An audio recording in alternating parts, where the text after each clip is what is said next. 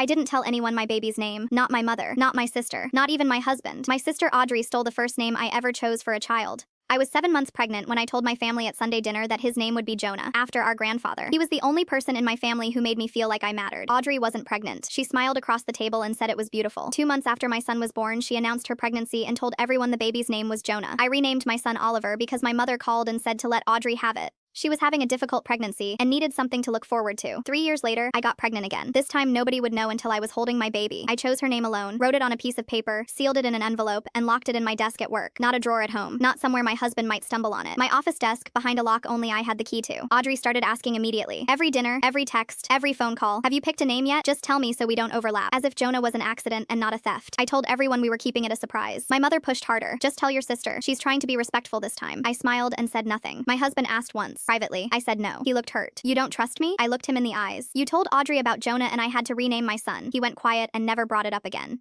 At 7 months, my mother showed up at my house unannounced. She sat at my kitchen table and told me Audrey was thinking about using the name Vivienne for her next baby. She wasn't even pregnant. My mother said I should steer clear of that one to keep the peace. That's when I understood. My mother wasn't checking on me. She was scouting names for Audrey. At my baby shower, Audrey stood up and gave a toast about sisterhood, about how our children would grow up as best friends. Then she handed me a gift, a leather journal with every family name written inside and highlighted in yellow, except the ones she'd already claimed. She looked at me and smiled. Maybe this will help you finally decide. 25 people laughed. I thanked her and set it aside. A week later, Audrey started texting me name suggestions. Charlotte, Margot, Penelope, 3 or 4 a day, always with a reason attached. Charlotte is classic. Margot is French and elegant. You'd love Penelope. It has nicknames. She wasn't helping me. She was steering me. If she couldn't steal my name this time, she'd pick one for me instead. 2 weeks before my due date, Audrey called crying. She said I was shutting her out, that keeping the name secret was cruel and childish, and I was punishing her for something that happened years ago. My mother took the phone and said I was tearing the family apart over a name. I listened to both of them for 14 minutes, then I said, I love you both. The name will be a surprise. And I hung up. Labor started at 4 in the morning. My husband drove in silence. At a red light, he looked over at me. Will I find out today? I said, when she's born. He held my hand and didn't say another word. She arrived at 6:22 a.m. The nurse asked for a name for the birth certificate. I looked at my husband,